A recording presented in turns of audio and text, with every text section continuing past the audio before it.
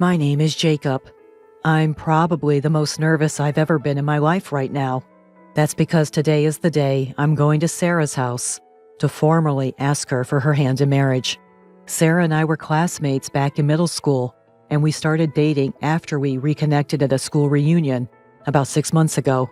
We're both over 30 now, and naturally, we've been talking a lot about our future. Sarah often brought up marriage.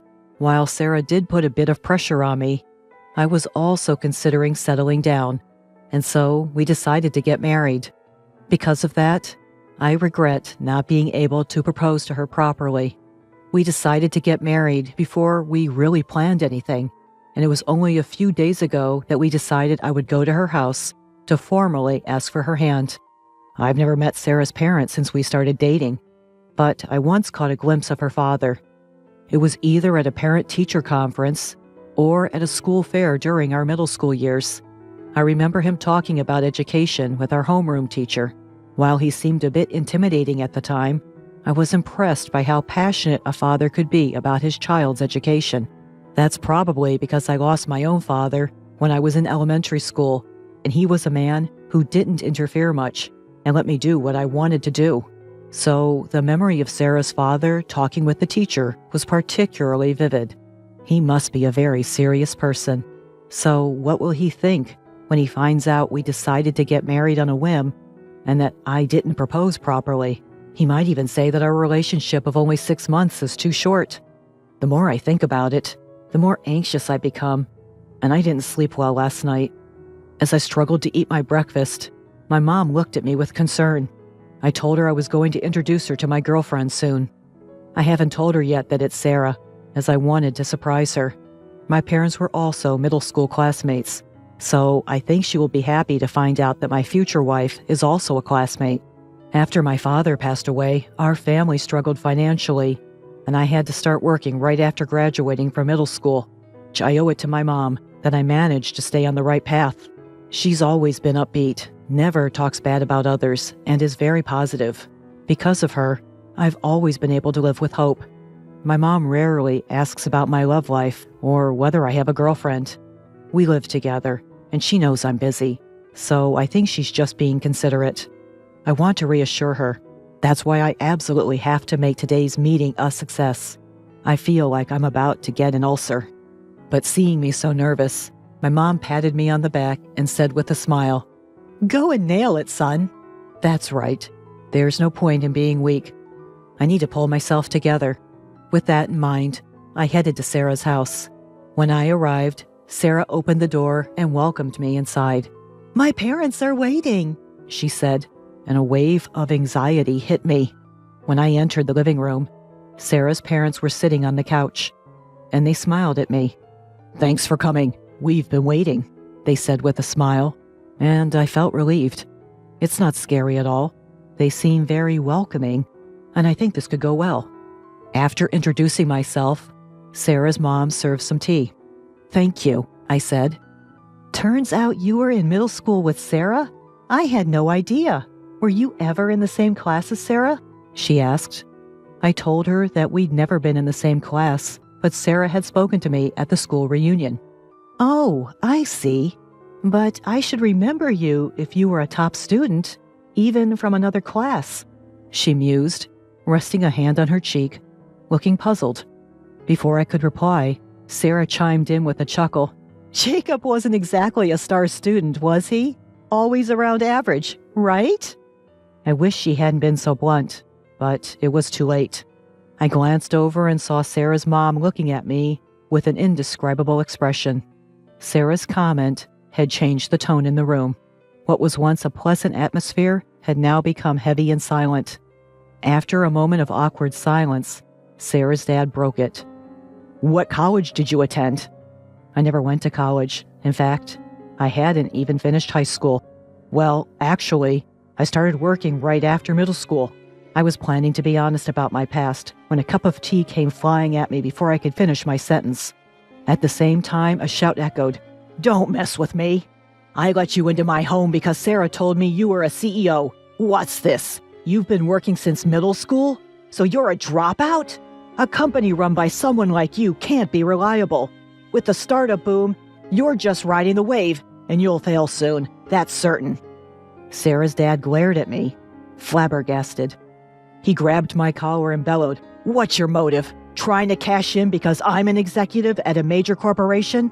I desperately tried to deny it, but he wasn't listening. "I can't trust a word from a high school dropout. This isn't a place for the uneducated. Get out," he said, tossing me aside and throwing a teacup at me. After that, I couldn't even explain the misunderstanding, let alone calm him down. He kicked me, and I fell to the ground. Sarah and her mom just watched. As I lay there, disappointed they hadn't helped me, everything went black. He had flipped the dining table at me. I tried to dodge, but the table hit my foot. Overwhelmed by the intense pain, I let out a muffled groan. Sarah's dad scoffed. "You're overreacting. It couldn't hurt that much." Sarah's mom added, "You're quite fragile for a man." Even Sarah chimed in. "This is so pathetic." I knew I had to leave. Despite the lingering pain in my foot, I somehow managed to leave Sarah's house. When I got home, my mom, who had been eagerly waiting for me, rushed out to greet me. The moment I saw her, I passed out from relief. "Jacob! Thank God you're awake!" When I opened my eyes, my mom's worried face was hovering over me. Her eyes were filled with tears. As I regained consciousness, I remembered what happened at Sarah's house.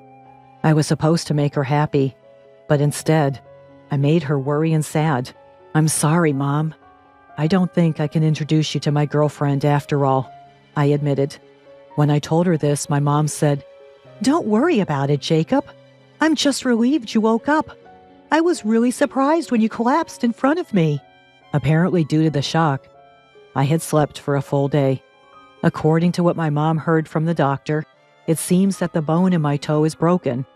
I can be discharged from the hospital soon, but it seems like it'll take about a month to heal. They also said they found bruises all over your body. I won't force you to talk, but if you can, could you tell me what happened? Prompted by my mom, I explained the events of the day. The moment I mentioned the surname of Sarah, Mom's face changed color. "Johnson? You don't mean..." It appears that when I was in junior high school, my mom was criticized by Sarah's dad, who said having a child of a single parent around is a bad influence on my daughter. My father was no longer around when I was in junior high. My mom was busy with work every day and was only able to come to school events once during the 3 years. She was told such a thing by Sarah's dad on that single occasion. Mom must have been deeply hurt. I didn't know anything about it because my mom never said anything about it and didn't show it in her behavior at all. But now, my mom is making a very frustrated face, saying, "I can't believe that the person who said such a thing hurt my son." The moment I saw that expression on my mom's face, my anger reached its boiling point. It's not just that he looked down on me for being a junior high school graduate, but he also oppressed my mom in the past. I made a determination to get back at them, father and daughter. The next day, I headed for Sarah's house again. I contacted her in advance, but Sarah didn't seem to feel guilty about what happened, and rather blamed me for the lack of communication during the full day I was unconscious. So, she was like that.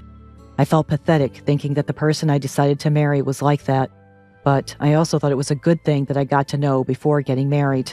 When I arrived at Sarah's house, both her father and mother were waiting outside. "Daring to come back here? Don't you dare step foot in this house again." Sarah's father was already on the offensive. He didn't mention at all that I was on crutches with a cast on my left foot. "I have no intention of stepping in again.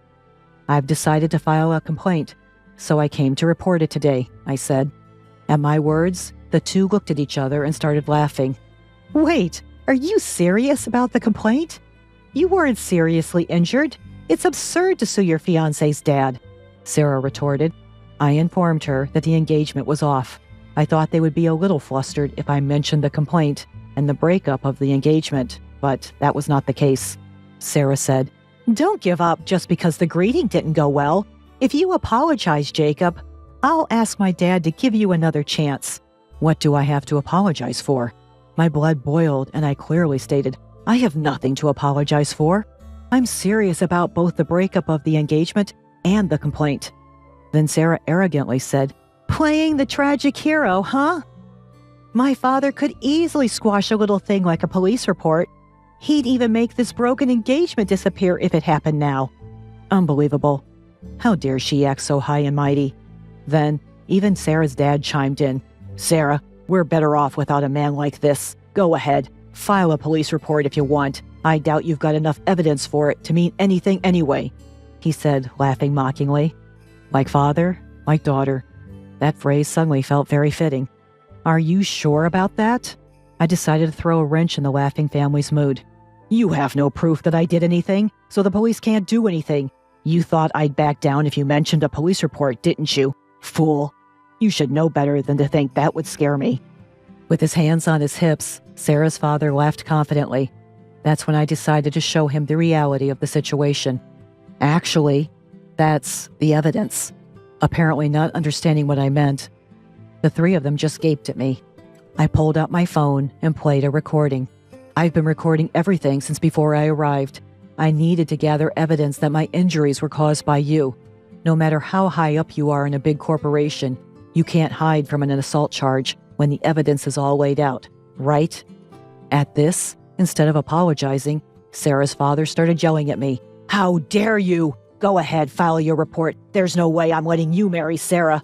Sarah's mom, who had been quiet until now, began to panic. We can still forgive him if we do it now, right, honey? No need. As I said earlier, the engagement is off, and I will file a report. I don't want to marry someone who doesn't care when their fiancé is injured and who joins their parents in making fun of me. When I said that, Sarah, who had been looking down on me until just now, started to panic. You're lying, Jacob. You said you wanted to marry me. You liar. Sarah's dad then started. You low-educated punk. I'll never forgive you. And lunged at me. The shock of his punch threw me off balance, and I fell to the ground. Sarah's mom desperately tried to stop her husband, who was about to start punching me while I was down. Honey, this is bad. We don't know who might be watching. But Sarah's dad didn't stop. You're just a figurehead CEO. You lured Sarah with that. And now you're going to sue me? I'll sue you for fraud. Then I'll have to cancel our $5 million order to your company. I'd been thinking about it for a while, and I'd made up my mind. I was going to corner this man as much as possible. What are you talking about? $5 million? There's no way you can make a deal like that. Sarah's father got off me, calling me an idiot. It was time to show him reality. I called my mother. What are you going to achieve by calling your mother? Sarah told me you only have one parent. How sad that you only have your mother to help you in times like this. It really does make a difference not having a father, huh? Sarah's father, who didn't know what was coming, still looked down on me. It was almost comical. About 10 minutes later, the moment I was waiting for arrived. Sarah's father's cell phone began to ring. He said it was from his company and answered the call. At first, he spoke with clear and confident tones, but his speech gradually became sluggish, and his face turned pale. As soon as he ended the call, he glared at me, saying, What the hell have you done? I did exactly what I said earlier. I canceled the order. I didn't want to do business with a company that looks down on people for being less educated or from single-parent families. I explained calmly. But Sarah's father didn't seem convinced. There's no way someone with your low education level could do that. Do you have connections or something? He scoffed, still looking down on me for my limited education. I lost any desire to continue the conversation. Believe what you want. Goodbye, I said, and I turned on my heel. Sarah's father tried to chase after me, shouting, Wait a minute! But he was cornered by Sarah and her mother, asking, What's this about, $5 million? What was that phone call about? He couldn't move. I did indeed only finish middle school, and it could be said that I just caught the startup wave. But I started a business with the money I saved with my mother, and it was successful enough to trade with major companies now. I called my mother, who was the vice president of my company, and had her contact Sarah's father's company. I didn't want to bring personal matters into work, but I had reached my limit. But when I got home and saw my mother's usual cheerful face, I felt guilty. Bringing my personal matters into it, I was finished as a CEO. I also felt sorry for having made my mother take on such an unpleasant role. Sorry, Mom, for making you make that unpleasant call, and for making us have to find another supplier. I apologized. In contrast to my apology, my mother was smiling. When I asked her why, she said, I came up with a good idea and decided on my own without consulting you. the CEO. When my mother called the president of the other company, she reported what Sarah's father had done to me, and it seems she suggested that if Sarah's father was fired, the cancellation of the order could be revoked.